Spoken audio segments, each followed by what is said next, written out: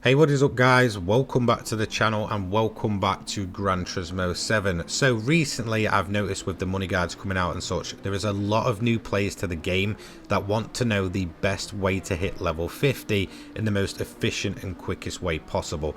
And I'm going to put together this little guide to hopefully give you the best and most productive way to actually hit level 50. To be honest, now the game's got a ton more events and more ways than ever to earn credits. This is in all honesty the best time to jump in, especially compared to day one. So first of all, let's have a look at the reason you may want to hit level 50. Well, it obviously unlocks the ability for ultimate tuning parts, as well as the likes of engine swaps. Some of the extra menus and some of the bonus cafe menus are also locked behind leveled walls. This way, by hitting level 50, you'll have the game entirely unlocked. For someone like me, I just never really notice it because I've been level 50 since I think around about like day 7 to day 10 of GT7's life cycle, after starting day 1. So it didn't take me too long, but now there's more ways than ever to actually be able to level up, and there's more reasons than ever to actually get to that max level of 50.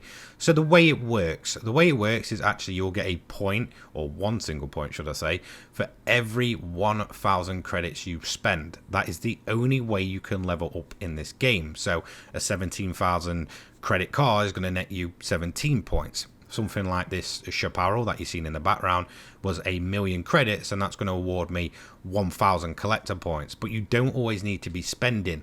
Gift cars will also add to that collector level, once again meaning that any free car you can get your hands on, I fully recommend doing it. So how would I recommend going about getting to level 50 in the most fun and actual best way possible without having to spend a ton of credits? First of all, I'd recommend doing what you should be doing in every single Gran Turismo game. Heading to the license center and going ahead and getting as many of them golded as possible. We also now have the addition of master licenses, meaning there's more cars than ever on offer, and at the same time you're actually just learning the way the game works. You're getting more confident in your driving, you're building up your skills, and again it's going to be a nice starting place.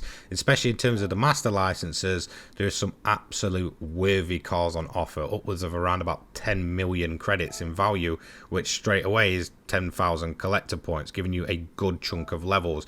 So I fully recommend learning the basics of the game, try and gold medal as many of the license tests as possible, and earn as many of those reward cards as possible. They're worth your time. Yes, it may be frustrating, but in all honesty, you can probably blast through these in a couple of days tops. Again, you're learning the game, you're getting more confident, and this is going to set you up quite nicely for the next way. So after you've done all the license tests, you should have the majority of the collections unlocked. You can go ahead and take part in them because you have your license. I recommend going up to menu book 39, which is the end of the standard menu books. You can do some extras if you want to along the way, but I do recommend going up to 39 and completing the base menu books. After that, head over to your mission challenges and once again get as many of these as gold. The reason for this is because you are constantly being given gift cars for golding things, and through the cafe menus you should have a nice collection of vehicles. I believe you'll get something around the kind of likes of about 80 vehicles for free, and all the time these are giving you collector points, so they're going to allow you to level up without you actually having to spend those credits that you're earning. This way around, you're going to be earning a massive chunk in the background without actually having to spend a single credit as you kind of go through, apart from when maybe a menu book wants you to put a wing on or something like that. So again, this is the best way in terms of not spending those credits that you're earning and building up a nice bit of bank in the background. Once you've done all of the gold medal stuff, I recommend heading into the circuit experiences and do as many as the easy short ones as possible. The main reason for this is, look, there is some that are very, very short and very, very easy, and they'll pay out anywhere from 600,000 credits upwards of a good couple of million for just going ahead and gold medaling them. A lot of them are very, very easy target times. As long as you're running the likes of manual and short shifting and stuff, you can beat most of these very, very easily. They are much easier than they used to be day one, and again you're going to get a huge chunk of credits. I think anywhere from about 40 to 50 million credits just for beating them. We also have the addition of weekly events, which I do recommend going ahead and taking part in. As you can see, you're getting a car reward of a 6-star variety there, so again that's going to be another bunch of points. Once you've got all of your credits and got as many of the events done, and you've not really been putting out for buying cars, go ahead, go to the used car dealer and buy up all of the cars possible. This rotates on a daily basis, and you just want to be grabbing as many of these as possible. Because it rotates as well, you're not going to be missing out on anything then. It's going to build up your collection quite nicely.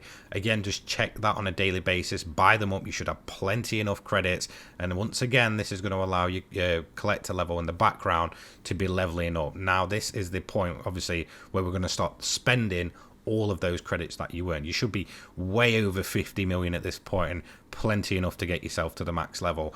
After you've bought up all of the daily used cars, I do recommend checking on the legend cars daily. Once again, these do rotate every few days, and that car won't be back for a few months. But as you can see, this is where some of the most expensive cars in the game are. Again, try and collect all these before you start going to the sort of brand central, because they're there all the time and available for you constantly.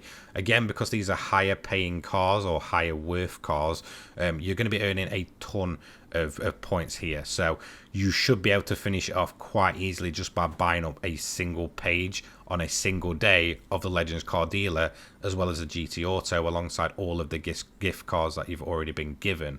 So just for buying out this page here, because these cars are worth an absolute fortune, we're going to earn a ton of collector points. And again, you'll already have a ton from saving and not spending by just gold medaling and getting all of those gift cars as well. That way you're not spending unnecessary, you're getting all the cars for free and still retaining the collector points.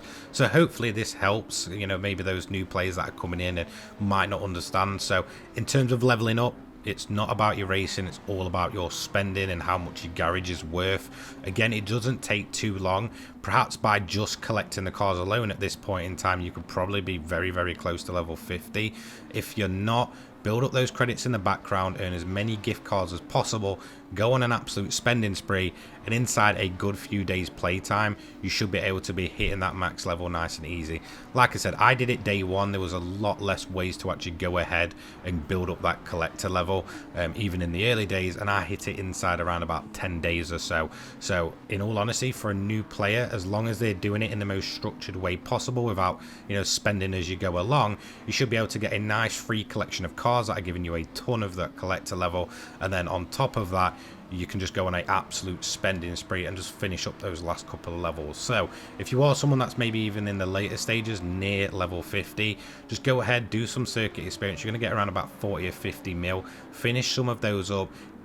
Honestly, the gold times really aren't as bad as you actually think. Get those finished up, and then just spend up and get those last final few collector levels. Hopefully this does help. This way as well, you're actually playing the game the way it intended. Again, you're starving it of all sources of income before you kind of go into sort of the more mundane grinding of the game. So again, this isn't aimed at someone that's probably already level 50 or been playing since day one. This is just mainly for the new players that I'm seeing about, you know, how can I get to level 50? Go and get your gift cards, save up all that cash, spend it, and you should get to level 50 absolutely no problem, whilst also learning the ins and outs of this game. Thanks so much for watching. I'll see you in the next one. Take care, guys. Peace.